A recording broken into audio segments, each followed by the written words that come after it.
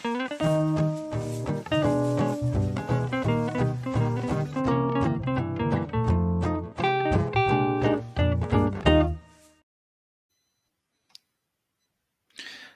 everyone, I'm really happy to be with you today. I'm Dr. Louis Fouché. I'm an intensivist in France, and I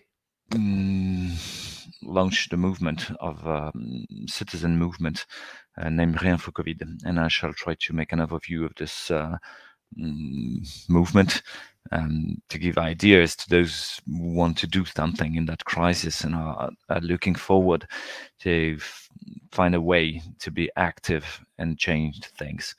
So I have no conflict of interest whatsoever with the industry of pharmacy or the data.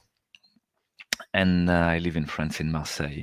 And the first thing is that we started to create a group named Rien for COVID, and I shall share with you a presentation so that you have kind of an idea of what it is. It was born in October 2020, because there was a huge gap between what was said by the media and the government and what we saw in the hospital as an intensivist. And so I cried for help to try and find some fellow colleagues that would help me understanding what was going on. And the first thing we did was actually to gather people, to gather scientists, doctors, and university professors, so that we try and understand what was going on and try to give another sight at this sanitary crisis. But rapidly we understood that it was not only a sanitary crisis, but it was a syndemic and really a huge crisis of all of our institutions, meaning that the media were collapsing, the science was collapsing, the sanitary system was collapsing, the artistic institutions and cultural institutions were collapsing, and all our institutions were collapsing at the same time, and our whole society was kind of destroying itself. And we were in the merge of a totalitarian power, getting every aspect of your life being ruled by the multinational industry of the data or the pharmacy and drugs. And so we gather people and we try to understand. And we set some reasons to be from the very beginning, meaning 4 sentences to try and summarize what we were trying to do. We tried to gather all those who want another public policy about COVID. And the second one was to help citizens to get rid of fear and anger, to get to prudence and courage, because we all were in fear, fear of the virus, but fear of Bill Gates or the institution, and everybody was in fear. And we knew that getting back to the real, give the good information, not about the extraterrestrial coming to or very bad virus, but trying to get back to reality. What's going on, and what can we do? How can we cure this virus? What's going on with the vaccine? What's going on with our institution or our politics? We're corrupted, and not going too far, not trying to doing interpretation about things that we don't know, or project that we could imagine, and get rid of anger at the same time, because anger is a good emotion, but must lead to an action. So we wanted it to transform into courage. The third one was to help reopening scientific and democratic debate, because we understood that the science was completely narrowed and that we were not able to discuss again with each other. And so we couldn't give any information. There was kind of a denial with our fellow colleagues, and it's still going on, actually. And the last one was to propose another sanitary policy, meaning that we're not gonna criticize only. We're gonna propose things to give a way out to this crisis. And the general posture of our collective and the speaker of our collective was the Gandhian non-violence, meaning we know we're in a combat. We know it's kind of a informational war, but we're not gonna try and destroy the other. We're gonna dance with him. We're gonna dance with the institution, with the media, and try to find the good way to give an information. And when we are censored by YouTube, for instance, we're not angry. We're trying to understand that it's actually what our fellow citizens can hear. They're not individualized anymore. So what they can hear without denial is what YouTube authorize.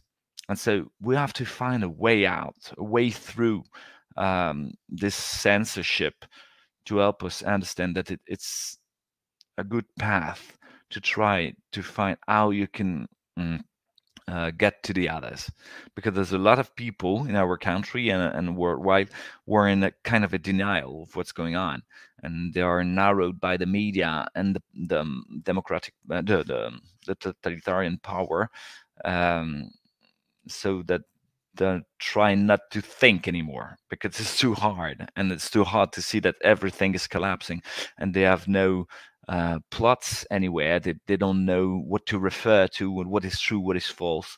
So this non-violence was very important, and there is a fundator um, of the non-violent communication called Marshall Rosenberg, who made a book named "The Words Are Windows or They Are Walls," and we have to choose about that. Plus, non-violence is not an option. The people trying to destroy our societies, they have the money, they have the media, they have the violence and the power of the police and army, they have the weapons, they have everything. And so non-violence is not an option. It's the only option. How did we organize? We had a few organization key points which were really important for us. We had 2 coordinators for each groups, so we had a power and a counter power. We try never to let one person alone, and the secretary was really important because secretary was the memory of what we did and did the schedule of the meetings, and also managed that the people could create link with each other. And we needed a decision process. We're going to do an election. Is it the boss who is going to decide, or shall we find something else? And we met with the advice process, decision process, which means everybody can decide anything. The only thing which is asked, and otherwise it could be an exclusion motivation, is to ask for advice. When you decide something, you will ask the people who are concerned by your decision, and you may not respect their advice. This is not a problem. For instance, as a speaker, I can go in any media I want, but I'm going to tell the others, and they're going to advise me, oh, this media are not good for us. It's going to say we are extreme right and things like that. And so I will think about what has been said, and in the end, I will be sovereign for the final decision, and I will go or not into the media. But anybody in the group know that they can raise a conflict resolution, meaning they can say, okay, we have a problem with what you did, and we want that this thing is discussed, that this conflict should be discussed. And how did we do that? When somebody asked for conflict resolution, we picked randomly 3 coordinators between all the coordinators that I'm going to show you, and we raised a circle of the wisest. That's how we called it, and they were in charge of the conflict resolution process. Okay, did we organize internally? We had the meeting, a strategy meeting every Monday with all the coordinators, and we had operational groups, but we are also cohesion groups, kind of the internal administration, if you want. So in this internal organization, we had a group named Carefulness, kind of a immunitary system in charge to see what did the media are saying about us, what are the do we have danger inside of us, meaning some people may be traitors or betrayer, and they were in charge of the recruitment. And it's very important for a group to have um, a boarding room, so in some way. And we had a person we called Madame Merci, Mrs. Thank You, because we always said thank you, Mrs. Thank You, because she was in charge to tell us about the greetings of the people, the mail that we received. So it gave us energy to keep on. We had a structure first with scientists and trying to understand with the head what was going on. We called it Understand, and they did articles in a kind of a popular education, say that the people may be aware and warned of what's going on about the COVID and the treatments and the vaccination. So we did a lot of articles during those 2 years, and it was in a peer reviewing process, meaning that the guy or the woman who was writing the article was then reread by two other people to check and correct and say if it was scientifically consistent or not. And okay, we understood the COVID was the head, but rapidly we realized that it was not possible. There was thousands and thousands of articles written every day about the COVID. So we needed some other dimension of understanding. And it was wider than that. And so we asked for the testimony of the people, the testimony of the citizens, and we grabbed it, we received it, and make it into small testimony of 1 page so that the people could read it. And it was about I couldn't bury my father because of the COVID, or I asked for treatment and I asked for treatment for my mother, but it was refused by the hospital, and then she died eventually. Or okay, my sister went to the doctor and she had phlebitis, thrombosis, for several times before. And but the doctors did the injection, and she died 2 weeks after of a thrombosis, with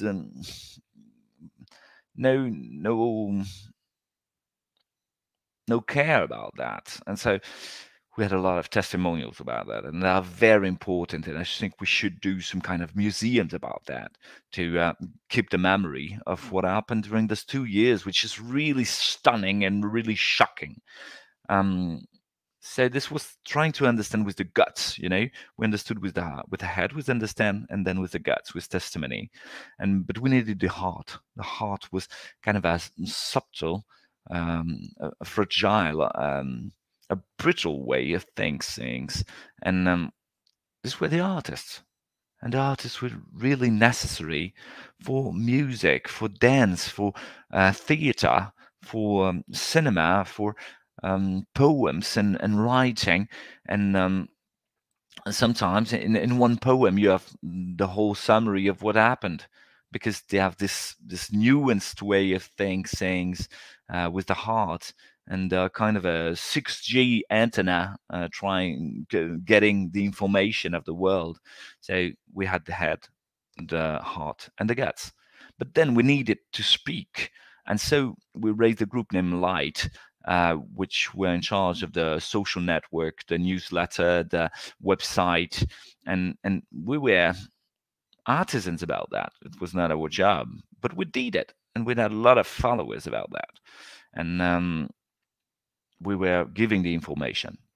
And then we had a group of speaker into the media, or with the institution, and we called them diplomats and diplomacy group, because we're in a diplomacy process. We're trying to see what was right with the other, and to try and say what was right with what we did, and not being in war, but not being at war, but trying to find some way to reconsider things, have a third way. Nobody's right, but we're going to shift with each other and try to find a reconciliation. So that's what we did. We had a voice, but we didn't have hands. And we needed hands in the real to discuss with the head of a school or the director of an hospital, or and a lot of citizens group gathered, and healthcare providers group gathered, and we had a coordination of all those groups everywhere. And you have now kind of a I pass rapidly about that, but we had groups everywhere, and 285 groups as rate. Some are really at the beginning and they only gathered and get back power and with the energy of being together, but they are wasting it with sending bad information to each other, and they lost the power, they lose their power because of this bad information, and feeling depressed and overwhelmed with the totalitarianism. So what we tried is that those people um, are well organized and in a different manner from the pyramidal organization, and they try and tend to use our kind of um, subtle and adaptable organization. And a lot of groups now are dealing with permaculture and how to do agriculture and cropping the food. Other one with energy autonomy. Other one with um, popularity education, democratic process, raising schools and things like that. So this is huge movement everywhere in France, trying to change the world simply and change the society, and don't want to do an alternative because we already know all the alternatives. Uh, we already know what should be done in schools and in democracy and in science and in health. They are doing it and they're trying to make the desirable institution. Our institution are dying. We're not going to go into the mountain and do something else. We're going to be in the middle of the city saying that's what we should do, and we are doing it. Come with us, and that what should be done, I think, not trying to do an alternative and hide and protect in a survivalist way of seeing things, but going in the wide open and say, now we're going to do it. Come with us. We are changing the world and we are doing a better society. We are the desirable institution as a school, as teacher, as an hospital, as a healthcare provider, as and everywhere, as a media, as a politician. So this is going out everywhere, and it's really reassuring. I'm quite I have quite admiration about what's going on everywhere, and it's not only France; it's everywhere in the world, and we kind of contributed to that, and I'm proud of it actually, and I'm thankful about that. I give you just another information because it's what we've done as mm, an example of desirable institution. We had in France a scientific council counseling the government, but they are rotten as you can't imagine. They're completely corrupted with money and conflict of interest. And so we raised an independent scientific council. We did every week a show trying to do popular education about the COVID, the treatment, the vaccination, and all of that. And this was a huge success. People said it was really necessary as an anchor, as a lighthouse into the storm. It helped them just not being crazy. I'm not alone. I'm not crazy. Some scientific with no conflict of interest whatsoever are telling the truth, or what they tend to find as a truth, and to put temporarily truth. In science you always change, but and they give us a doubt of what's going on. So um I go fast, say, trying to make you understand that also the citizens get together, but the doctors and the healthcare provider, the nurses, and all that. And we at a moment we said, okay, we're not gonna cry and shout in the social media anymore. We're going to do things. We're going to cure the people about the COVID. And so we raised small group of doctors, nurses, pharmacists, and citizens, so that the people should find ivermectin, C vitamin, D vitamin, zinc, azithromycin, hydroxychloroquine, oxygen if they needed, corticosteroids if they needed, or anticoagulants, anti-clotting drugs. And we did that, and we cured a lot of people who were all right. And we tried to say to the regional administration of health, come with us, do it like that. It's going to work. It worked perfectly. We're curing the people. But at this moment, it was not possible. We're going to do it, but we are going to do it again. So we had lots of fecundity of babies with Réinfo COVID, and the healthcare providers organized into Réinfo Santé. And Réinfo Santé was a kind of popular university of holistic care, dealing with emotion, with exercise, with the food and how to make food and eat, and stay into shape, not curing the disease, but keep health. We have another group named Notre Santé, which is trying to make encounter the healthcare provider who are doing differently, and what we call integrative health. The meaning around one patient, you will have a general practitioner, but you will have a cardiologist, but you will have a sport coach, and you will have also people doing diets and things like that. And they're going to speak together about the high blood pressure of somebody. And so you have new solution merging from this encounter of people coming from different settings. We helped raising a syndicate, a union of the healthcare providers named Syndicat Liberté Santé, which is helping in judiciary, psychologic and financial way the healthcare provider who are suspended in France because they are not vaccinated. We had a collective of pediatrician and pediatric healthcare providers, just like orthophonist and a lot of different psychologists and pedopsychologists, and so they really did a great job and they are still doing in lobbying with the politics and the institution. And we did Covid Soin, which is the one I talked about before, with this network of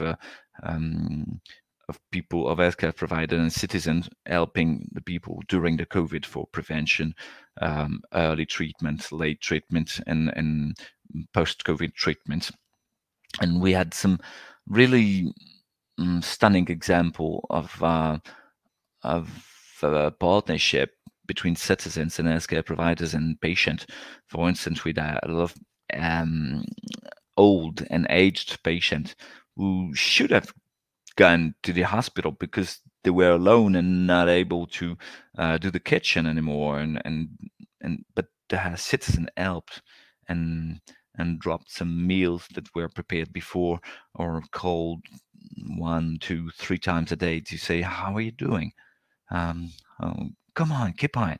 You're gonna get out of this disease.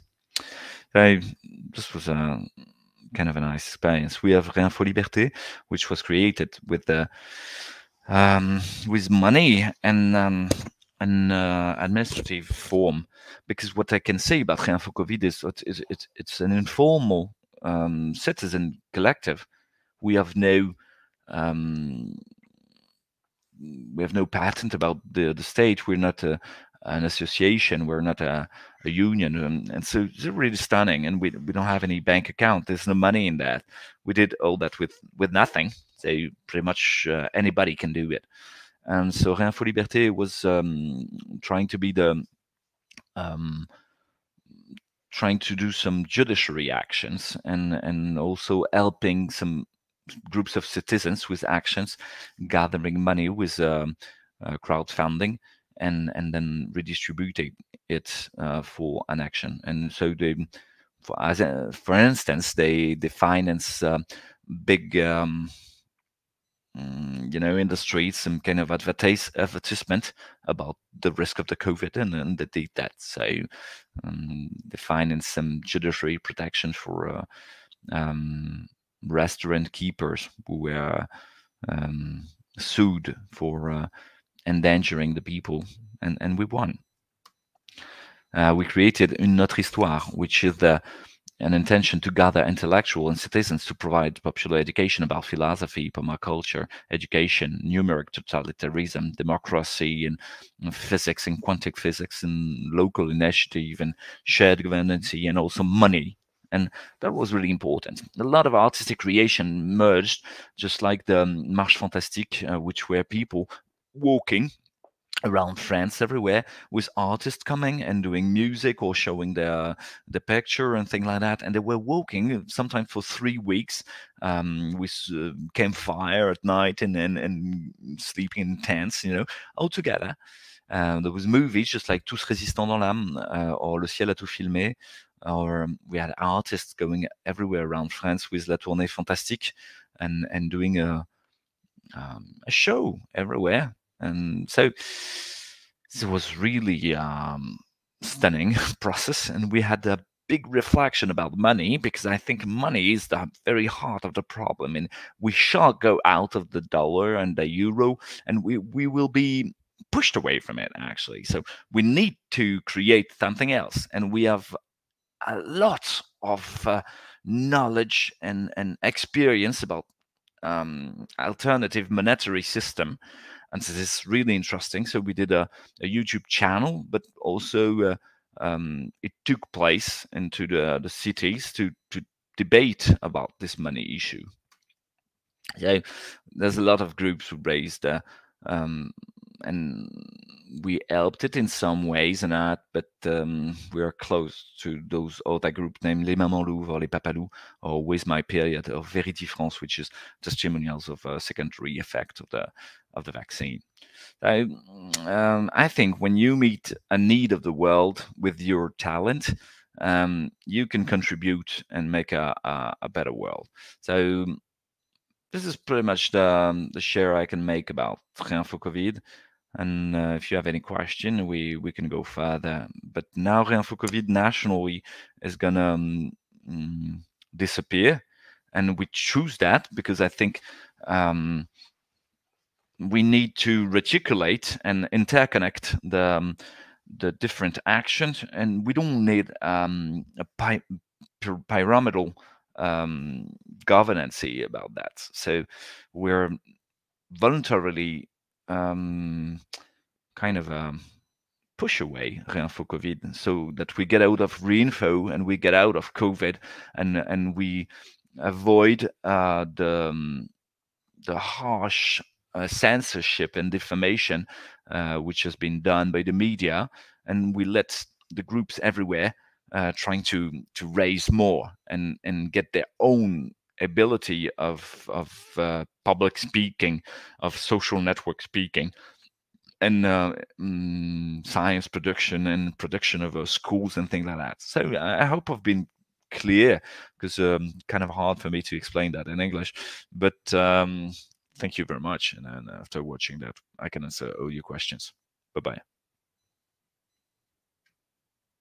bye.